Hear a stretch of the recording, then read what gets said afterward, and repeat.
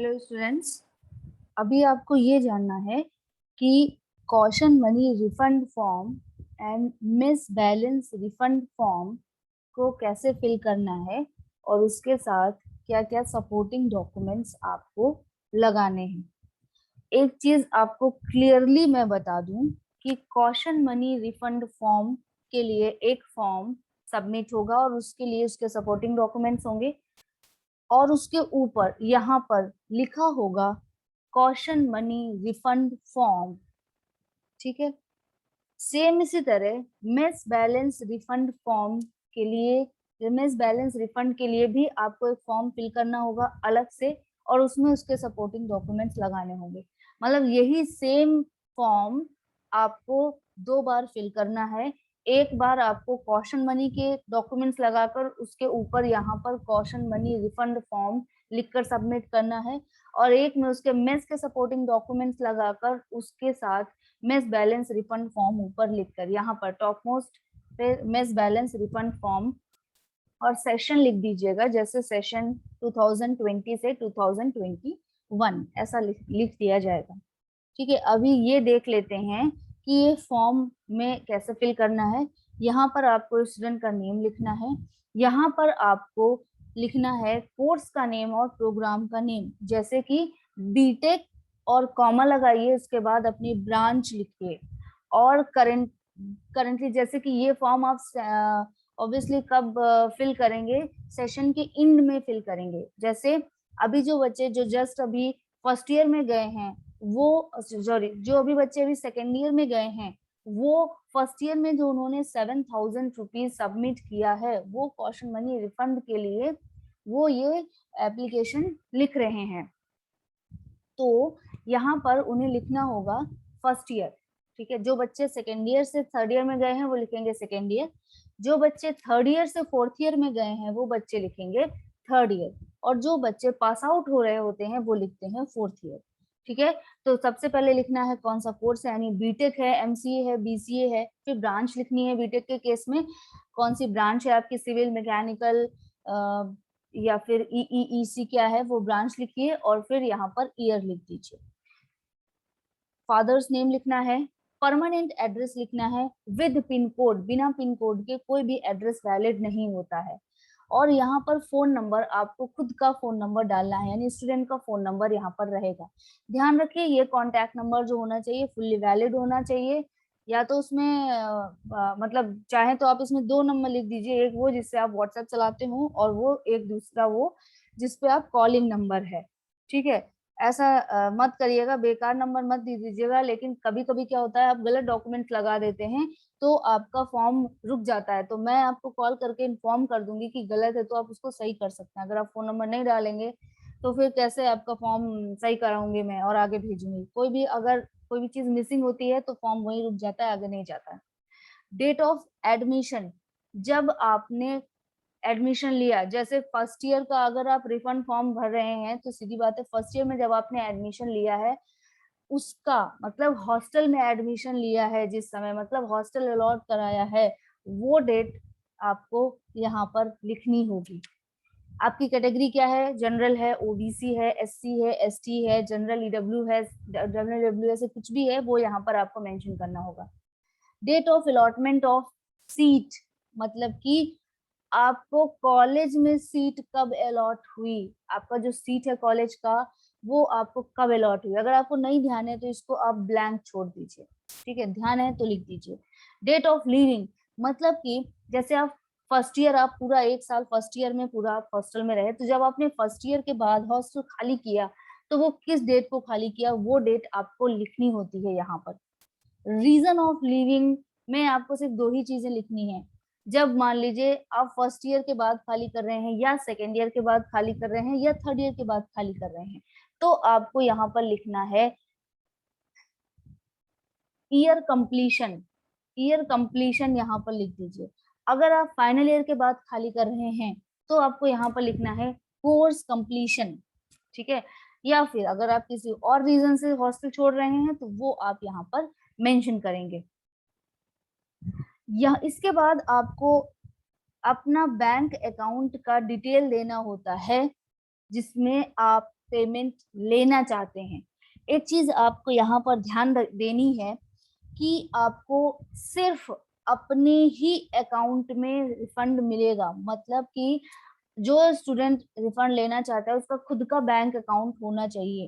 ठीक है, अगर आपके पास बैंक अकाउंट नहीं है तो आप एक अकाउंट खुलवा लीजिए और उसका डिटेल आपको देना होगा। अकाउंट किसी भी जगह पे हो सकता है, एसबीआई में, कैनरा बैंक में, यूको बैंक में, किसी भी जगह पे आपका अकाउंट हो सकता है।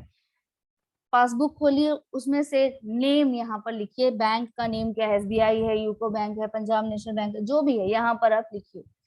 जिस भी जो ब्रांच है उस किस ब्रांच में है, बैंक की किस ब्रांच में है, जैसे कि यूको बैंक में है तो यूको बैंक में कहाँ है, लखनऊ यूनिवर्सिटी सेकेंड कैंपस, ऐसा कुछ उसमें लिखा होता है आपकी पासबुक में, उसका एड्रेस लिखा होता है ब्रांच का, वो आपको मेंशन करना है।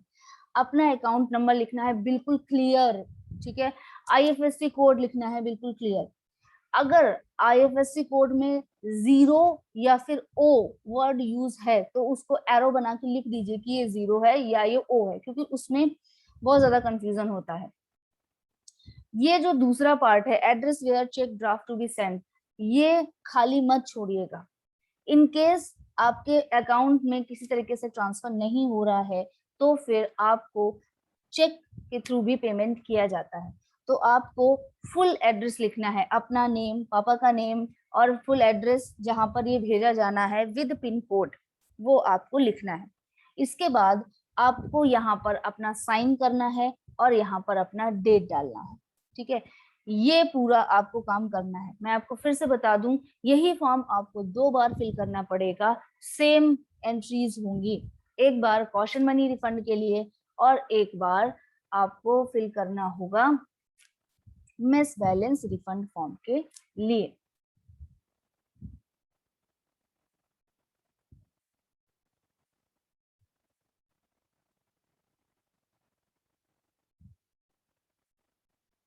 अभी देखिए, सपोर्टिंग डॉक्यूमेंट्स कौन कौन से लगाने हैं वो आपको देखना है। कॉशन मनी रिफंड फॉर्म में आपको जो डॉक्यूमेंट्स लगाने हैं उसमें क्या कौन से लगाने होंगे, देखिए कॉशन मनी रिफंड फॉर्म है तो उसके ऊपर आपको लिखना है कॉशन मनी रिफंड फॉर्म और फिर सेशन लिखना है और पूरी तरीके से सही ढंग से फिल करना है। कुछ भी गलती होती है तो वही गलती आगे कंटिन्यू हो जाती है। ठीक है, और सीधी बात है कि ये पेमेंट का मैटर है तो इसे क्लियरली आपको सही से काम करना है। इसके बाद अगर आप caution money refund form fill कर रहे हैं तो आपने जो एडमिशन जब आपने हॉस्टल अलॉट कराया है उस समय 7,000 रुपीज का पेमेंट किया होगा, वो रिसिप्ट आपको लगानी है। इस अकाउंट नंबर पे 7,000 का पेमेंट किया होगा, वो रिसिप्ट आपको लगानी है। ठीक है, अगर आप ऑफलाइन पेमेंट आपने किया है तो ऑब्वियसली कोई दिक्कत नहीं है, बस उसकी रिसिप्ट लगा दीजिए, उसमें सब कुछ मेंशन होता है। अगर आपने ऑनलाइन पेमेंट किया है तो उस जो रिसिप्ट आप दे रहे हैं ऑनलाइन पेमेंट वाली, वो चीजें क्या क्या चीजें हैं जो उसमें दिखनी चाहिए, आपका नाम दिखना चाहिए उसमें, डेट ऑफ पेमेंट दिखना चाहिए और अकाउंट नंबर, ये अकाउंट नंबर उसमें दिखना चाहिए कि आपने इस अकाउंट नंबर में 7,000 का पेमेंट किया है, अमाउंट भी दिखना चाहिए। ठीक है, तो इतनी चीजें आपको जो आपने ऑनलाइन वाला पेमेंट लगाते हैं, जो स्लिप लगाते हैं, उसमें ये सारी चीजें दिखनी चाहिए। जो ऑफलाइन पेमेंट करते हैं उसमें ये सारी चीजें ऑब्वियसली दिख ही रही होती हैं, तो उसमें कोई दिक्कत नहीं होता है। इसके बाद आपको अपना पासबुक का फोटोकॉपी लगाना है, वो भी आपको सेल्फ अटेस्ट करना है। अगर आप इधर भी ऑनलाइन पेमेंट का लगा रहे हैं तो उसे भी सेल्फ अटेस्ट करना है। जो आपको पासबुक आपने लगाया है, जो आपका पासबुक होता है उसका फ्रंट पेज का फोटोकॉपी आपको लगाना होता है, जिसमें आपका फोटो होता है, आपका नेम होता है, आपका अकाउंट नंबर मेंशन होता है, आईएफएससी कोड होता है, बैंक नेम होता है। ये एक पेपर बहुत ध्यान से बहुत ज्यादा क्लियर होना चाहिए। अगर इसमें एक भी डिजिट गलत हो जाता है तो ऑब्वियसली आपका पेमेंट कहीं और चला जाएगा, तो इस चीज को बहुत ज्यादा ध्यान से रखिएगा, क्लियर फोटोकॉपी लगाइएगा और सारी चीजें आपको दिखनी चाहिए। मुझसे कोई ये नहीं पूछेगा कि हमारे पास अकाउंट नहीं है तो हम अपने पापा या मम्मी या किसी और रिलेटिव का अकाउंट लगा दें, नहीं, आंसर होगा नहीं, क्योंकि आपके नाम पे पेमेंट वहां से इशू हो रहा है तो उसी नाम के अकाउंट होल्डर पे जाएगा, उसी नेम वाले अकाउंट होल्डर के अकाउंट में जाएगा। तो आप अपना एक अकाउंट किसी भी बैंक में खुलवा लीजिए, ठीक है। इसके बाद आपको अपनी एक आईडी लगानी होगी। आधार कार्ड प्रेफरेंसेस है कि आधार कार्ड लगाना है, जेरोक्स कॉपी सेल्फ अटेस्टेड। अगर आपके पास आधार कार्ड नहीं है तो कोई भी आईडी आप लगा दीजिए, कोई ऐसा रिस्ट्रिक्शन नहीं है, कोई भी आईडी यूज करिए। अब जिस सीक्वेंस में मैंने डॉक्यूमेंट्स बताए हैं उसी सीक्वेंस में लगे होने चाहिए। सबसे ऊपर फॉर्म होना चाहिए और उसके ऊपर कॉशन मनी रिफंड फॉर्म लिख देना है आपको विद सेशन। सेशन कौन सा है वो भी। उसके नीचे आपको रिसिप्ट लगानी है 7,000 की। उसके नीचे स्टूडेंट की पासबुक की फोटोकॉपी लगानी है और उसके नीचे आधार कार्ड की फोटोकॉपी लगानी है। इसके साथ ही जो प्रीवियस रिजल्ट आपका आया है उसका भी फोटोकॉपी लगाना है। तो यानी टोटल कितने डॉक्यूमेंट्स होने चाहिए? एक कॉशन मनी रिफंड फॉर्म, दूसरा 7,000 की रिसिप्ट, तीसरा पासबुक, फोर्थ आधार कार्ड और फिफ्थ जो प्रीवियस रिजल्ट जो आपने पास किया है वो। टोटल 5 पेजेस होने चाहिए कॉशन मनी रिफंड फॉर्म में, ठीक है।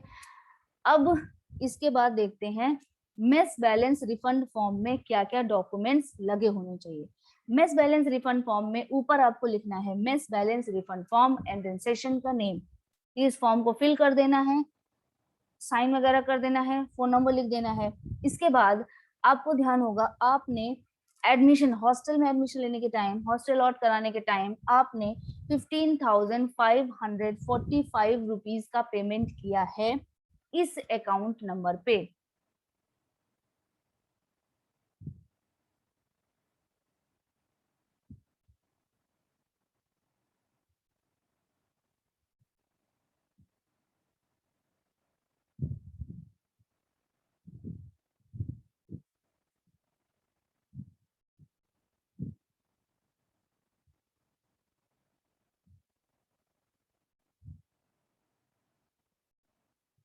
ठीक है, हाँ देखिए 7,000 का पेमेंट भी आपने इसी अकाउंट नंबर पे किया है और ये 15,545 रुपीज का भी पेमेंट आपने इसी अकाउंट नंबर पे किया है, ठीक है। तो इस चीज को आपको ध्यान में रखना है, ठीक है।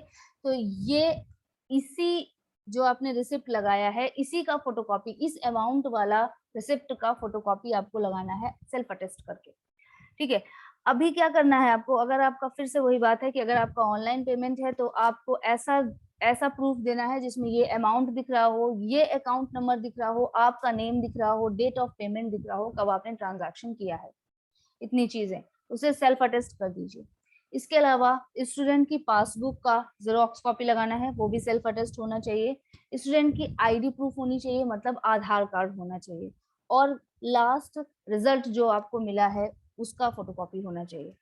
जो आपका डॉक्यूमेंट्स का जो सीरियल होगा वो यही होगा, सबसे पहले फॉर्म होगा, उसके नीचे रिसिप्ट होगा, रिसिप्ट का फोटोकॉपी होगा, उसके बाद पासबुक का फोटोकॉपी, उसके बाद आईडी का फोटोकॉपी और उसके बाद आपका लास्ट में जो आपको रिजल्ट मिला है उसका फोटोकॉपी होना है। अभी ये रिसिप्ट के बारे में जान लेते हैं। क्योंकि ये रिसिप्ट 2 बार सबमिट, 2 बार आप इसका पेमेंट करते हैं, यही अमाउंट आप एक बार इवन सेमेस्टर के लिए करते हैं, एक बार ऑड सेमेस्टर के लिए करते हैं। तो ये दोनों सेमेस्टर की रिसिप्ट का फोटोकॉपी आपको लगाना है। सेमेस्टर 2020 से 2021 में एक ही बार पेमेंट किया गया है, क्योंकि कोविड की वजह से दूसरी बार में स्टूडेंट रहे नहीं हैं तो वो पेमेंट नहीं हुआ है दोबारा। तो एक बार का पेमेंट हुआ है 15,545, तो यहाँ पर उन्हें सिर्फ एक रिसिप्ट लगानी है, अदरवाइज हमेशा दोनों रिसिप्ट लगाई जाती हैं, ठीक है।